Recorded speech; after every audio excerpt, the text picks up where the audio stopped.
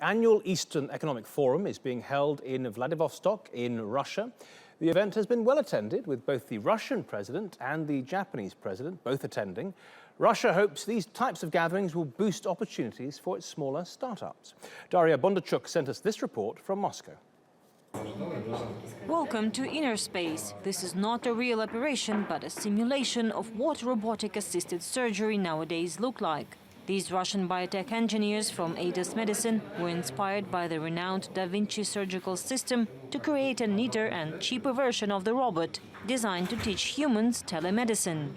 Set up in 2010, the Tatarstan-based company became part of the Russian government's pool of high-tech startups at the Skolkovo Innovative Hub and is now among the top 5 training simulator suppliers in the world. One of the biggest contracts is done with Juntendo the University in Japan, and they are basically equipping the full class of simulation robots for Juntendo University in Tokyo. Russia hopes innovative high-tech products will help boost its non-resource exports and improve the quality of trade, particularly with countries in Asia.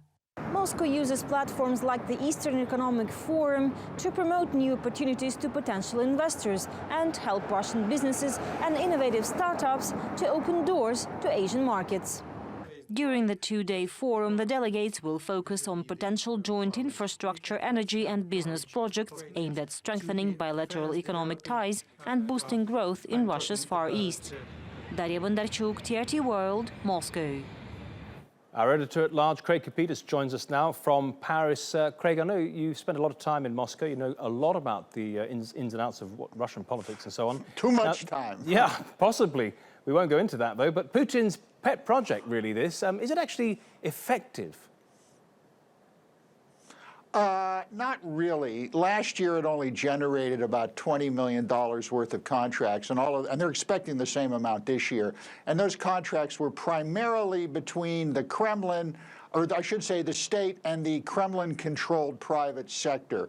What's significant about this year is you have a lot of folks coming who shouldn't be coming because remember those sanctions that we were supposed to be having with Russians?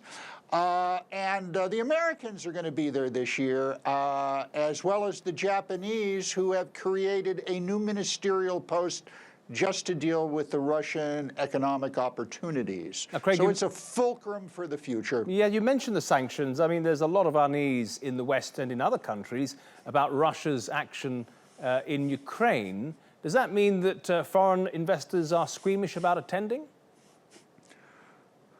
No, I don't think so. I mean, just 3 days ago, the EU, what you've heard of the EU, they're going after Apple right now. They let another high-level Russian diplomat into Greece, into the EU, to go to Mount Athos and do some deals up there down in Greece. A guy by the name of Vladislav Surkov, who was one of the key players in the annexation of the Crimea. So there are still deals going on, and the Americans hem and holler, but the EU doesn't seem, excuse me, to pay any attention, even though about 24 hours ago, the United States government slapped another 32 names and corporations on their Russian sanction list for building this bridge that's under construction right now between the Crimea and Russia proper. Okay, Craig Kapitas in Paris. Thank you very much for that. Now.